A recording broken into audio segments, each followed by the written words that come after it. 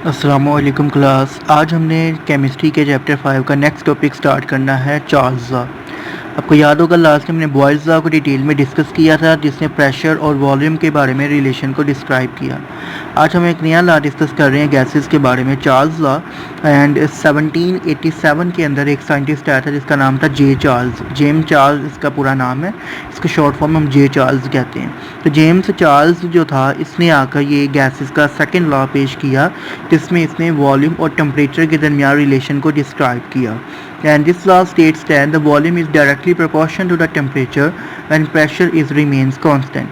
जब हम किसी गैस का प्रेशर कांस्टेंट रखते हैं तो उस गैस का वॉल्यूम उसके टेम्परेचर के डायरेक्टली प्रोपोर्शनल होता है।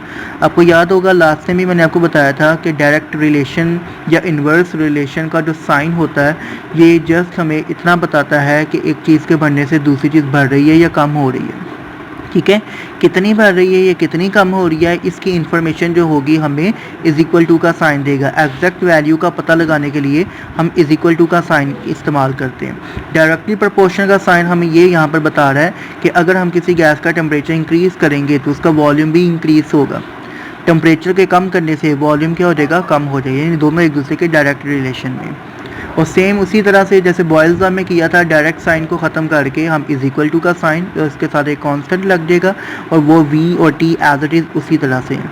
लास्ट टाइम जब हमने बॉयल्स लॉ में बात की थी, उसमें अगर आपको याद हो तो क्योंकि वो we inversely proportional to 1/p था, इसलिए वो v इज इक्वल टू के और p हो गया था। लेकिन यहाँ पे क्योंकि ये डायरेक्ट रिलेशन में है, v directly proportional to t है, तो इस वजह से डायरेक्ट की जगह is equal to k as it is आया, और t यहाँ पे क्योंकि सिंपल सीधा है तो यहाँ भी इसी तरह से मल्टीप्लाई हो रहा है। अब यहाँ पर t देखें, क्योंकि हमने k निकालना है, आपको पता k is a proportionality constant, तो हमने k निकालना है। तो k को निकालने के लिए हम ये t इधर मल्टीप्लाई हो रहा है, इधर लेकर जाएंगे तो ये डिवाइड हो जाएगा, तो k is equal to v divided by t बन गया। अब सिमिलरली इसी तरीके से हम देखेंगे, जब हमने एक्सपेरिमेंट स्टार्ट किया तो शुरू में गैस का जो वॉल्यूम है वो V1 है और टेम्परेचर T1 है, and it is equal to k यानी कांस्टेंट, जिसे हम इक्वेशन 1 का नाम दे देते हैं। और जब से ही एक्सपेरिमेंट ख़त्म हुआ तो उस दौरान हमारा वॉल्यूम V2 हो गया, टेम्परेचर T2 हो गया, and it is also equal to constant. इसे मैं इक्वेशन नंबर 2 का नाम दे दिया। क्योंकि दोनों k के इक्वल हैं तो हम दोनों को कंपेयर करेंगे, और by equating the both equations V1 over T1 is equal to हो जाएगा V2 ओवर T2। तो ये चार्ल्स लॉ की एक नई स्टेटमेंट आ गई। ठीक है, इसकी एक्सपेरिमेंटल वेरिफिकेशन की अगर हम बात करें तो एक्सपेरिमेंटल वेरिफिकेशन में हम एक छोटा सा एक्सपेरिमेंट करते हैं, वो इस तरीके से कि हमने एक सेम वैसे ही जैसे बॉयल्स लॉ में वेसल लिया था, वो एक कंटेनर लिया, वेसल लिया, उसके ऊपर मूवेबल पिस्टन लगाई और इसके ऊपर एक स्पेशल प्रेशर रख दिया, स्पेशल वेट रख दिया प्रेशर का, और इसके अंदर हमने एक आइडियल गैस को फिल कर दिया। अब ये जो गैस हमने इसके अंदर फिल की हुई है, इस गैस का वॉल्यूम डजंट मैटर जो भी है, सपोज कर लें इसका वॉल्यूम है 50 सेंटीमीटर क्यूब। इसको हम डीएम क्यूब में भी कर सकते हैं, लेकिन हम सिंपल समझने के लिए 50 सेंटीमीटर क्यूब में हमने इसका वॉल्यूम लिया।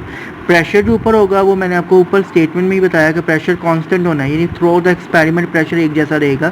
सपोज करें 1 atm प्रेशर, तो पूरे एक्सपेरिमेंट 1 atm ही प्रेशर है, हमें इससे कंसर्न नहीं है। तो यहाँ पर हम सपोज करें इस दौरान लैब का जो टेम्परेचर है वो कितना है, 25 डिग्री सेल्सियस यानी रूम टेम्परेचर। हमने क्या किया, उसी कंटेनर को, प्रेशर वही सेम है 1 atm ही, लेकिन उस कंटेनर को हमने हीट करना शुरू कर दिया। बर्नर जलाते हो, ये हीट अप हो रहा है। हीट अप होने से देखिए इसका वॉल्यूम राइज कर गया और इसका टेम्परेचर, जाहिर बात है टेम्परेचर भी बढ़ा होगा।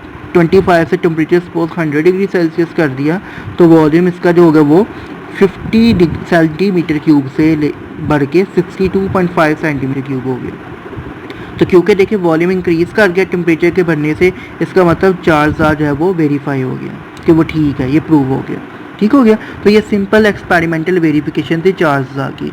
चार्ल्स लॉ को डिस्क्राइब करने के लिए एक साइंटिस्ट आया था जिसका नाम था लॉर्ड कैल्विन। लॉर्ड कैल्विन जो था, इसने एक टेम्परेचर का स्केल दिया था।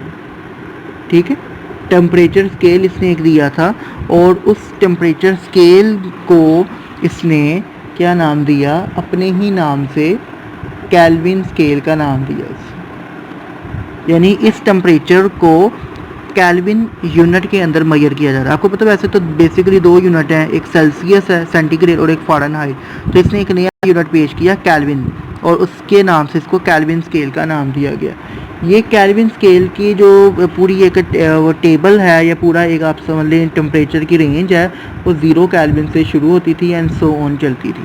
ठीक है, सबसे पहली वैल्यू सारी पता 0 होगी, तो 0 केल्विन से इसका टेम्परेचर स्टार्ट होता था। और ये 0 केल्विन की वैल्यू अगर हम सेंटीग्रेड में देखते हैं तो it is equal to -273.15 degree Celsius.